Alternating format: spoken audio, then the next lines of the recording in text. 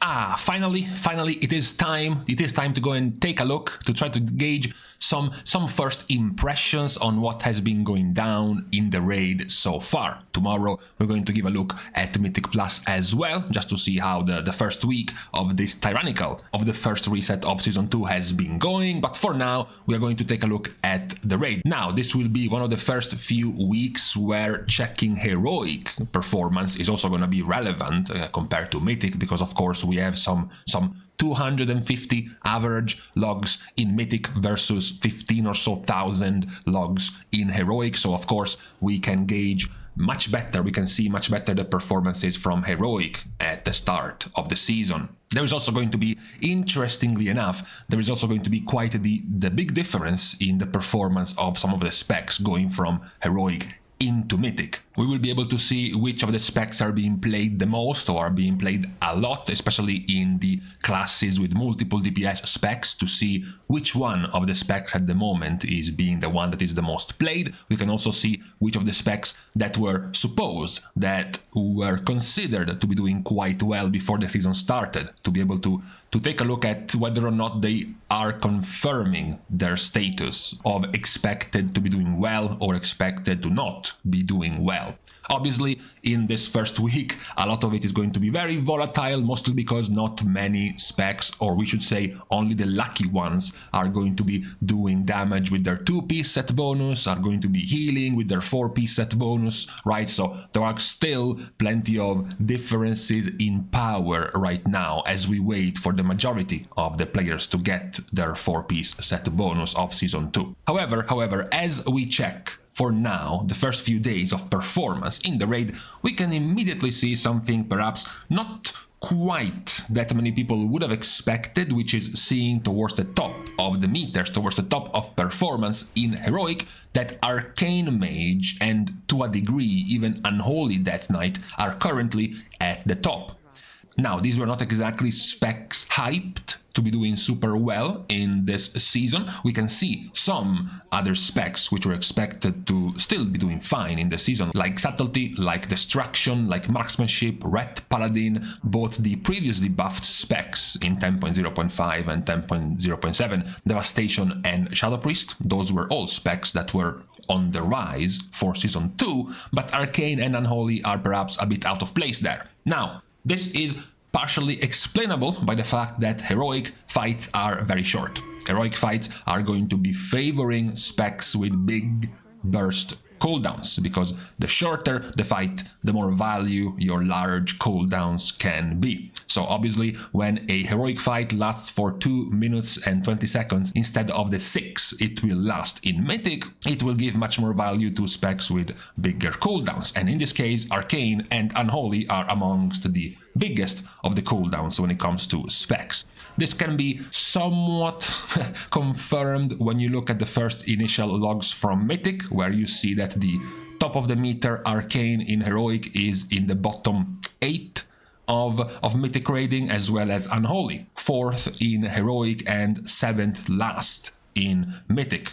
Meanwhile, the other specs that were at the top in heroic, like Subtlety, like Ret Paladin, like Shadow Priest, are still towards the top in Mythic. So it's not that their advantage changes that much depending on the length of the fight, for example, but for Arcane and Unholy, it seems like it does at the moment. Talking about some specs that were expected to be very powerful but currently are not showing up nearly as much, we do have Demonology Warlock, which is currently towards the bottom in performance in heroic. Now, this might also have to do with the fact that Demo is one of the better specs in terms of gaining their 2-piece and their 4-piece set bonus. So, as long as they are not getting their hands on that, of course their performance will not nearly be as good. So definitely there is more value to be had, to be gained over the next couple of weeks to all of the specs with the biggest powers residing in actually getting their set bonuses from Season 2. Meanwhile, specs with a weaker gain from the Season 2 set bonus can show off better already, because they don't need to get their hands on their tier set to gain that much more power. It's also worth reminding, as we have to do this every tier, that this performance that you can see here is going to change week by week depending on how many guilds complete, how many guilds go through which boss. For example, in this next week, there are going to be way more guilds dealing with the Forgotten Experiments. Now, the Forgotten Experiments is going to be a mostly single target fight with a very short part of AoE damage. So obviously, all of the specs with very good single target, and maybe even the ones that can pad some quick burst AoE damage on the as the spawn, will be able to do much better in the rankings. And then the next fight is going to be a pure single target fight. So now all of the specs with pure single target will start suddenly growing in the overall rankings, because more and more guilds are killing this single target boss. Therefore, all of the single target specs are going to be showing up as much better. That is usually, of course, what happens during Mythic progression. The deeper you go, boss by boss by boss, depending if the boss is AoE, cleave or single target, different specs will be topping the meters there, which will then influence the overall rankings. And at the moment you have Khazara, which is a pure single target fight, so specs with weaker single target are all towards the bottom. We can see, for example, Windwalker, notoriously quite weak on single target, Havoc, Demon Hunter, you have Frost Mage, you also have Balanced Druid, Frost Death Knight, all towards the bottom of Khazara. But then you also have the other, simple boss, Assault of the Zakali, which has half the phase, actually 2/3 of the phase, which is a lot of AoE damage. And suddenly some of those specs at the bottom, like Windwalker, like Frost Death Knight, like Balanced Druid, which are good in AoE, suddenly are towards the top. That is how things are going to be playing down when it comes to going boss by boss, depending on the type of damage you will do on each of the bosses.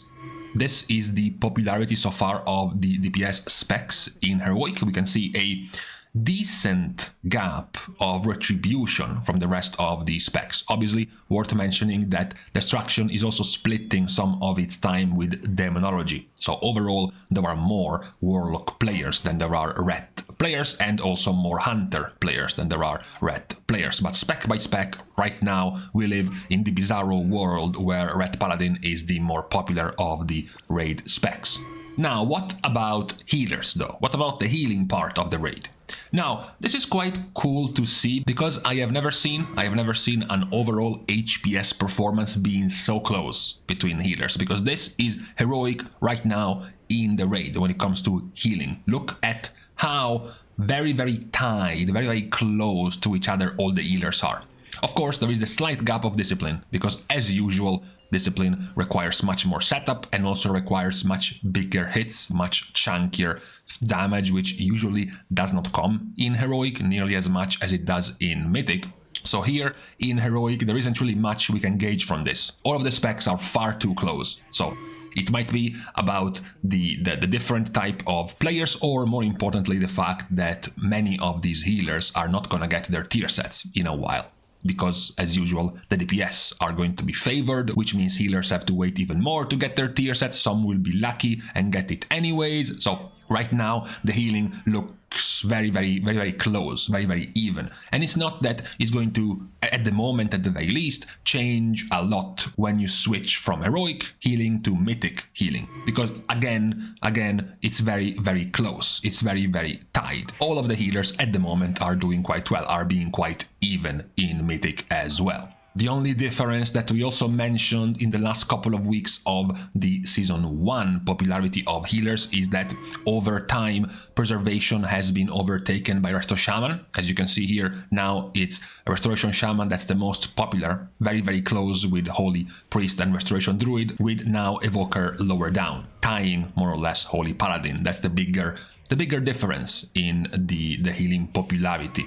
Meanwhile, when it comes to tanks, of course, judging tanks in the raid is much harder, and as always when it comes to tanks, I will reinforce the idea that the best in slot, the 2-go tanks in the raid, are going to be the ones that are meta in Mythic Plus. And for the moment, not really too big of a surprise, Protection Paladin is by far the most popular tank, followed by Blood Death Knight. Those were also the two predicted, so to speak, tanks to be the choices in the raid.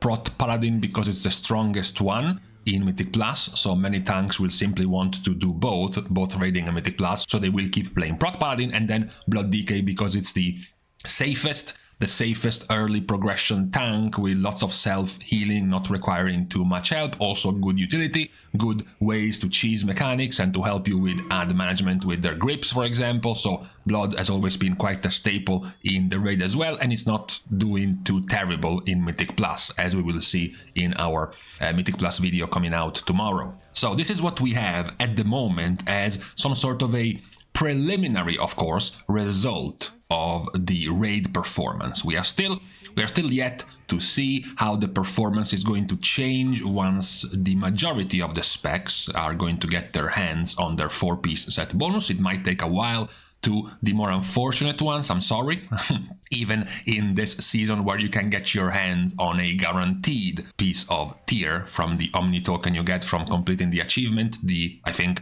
1800 rating in rated PvP, the Mythic Plus rating 2000 achievement, as well as getting ahead of the curve to give you the guaranteed token. Some specs might be unlucky in their vault, for example, and have to wait multiple weeks to get their tier, but, you know, for the majority of the raiding players, they should be able to get their tier pieces in the first month of this season. So we will get to see more and more changes in the performance of the specs as we go down the line. But for now, this is the current performance. It's good to have a video now, so we can then take this as a comparison in the following weeks, just to see how things are changing overall, as well as compared to the very start of the season. So with this being said, on this Sunday, I'm going to leave you to the rest of your weekend, and I'm going to start the goodbyes by thanking, as usual, all of the Patreon supporters for the contribution and the help to the growth of the channel. You can still do so, however, completely for free. You can like and comment down below, as well as subscribe to the channel itself. You can also support in other ways, like following me over on my Twitter, as well as following me over on my stream on Twitch. So with these things out of the way, thank you guys again for watching. See you guys tomorrow, and in the meantime, I actually have to go and make pizza, because with the yeast, it's gonna take about 5 to 6 hours to rise, so you have to make it quite early before you can actually cook it.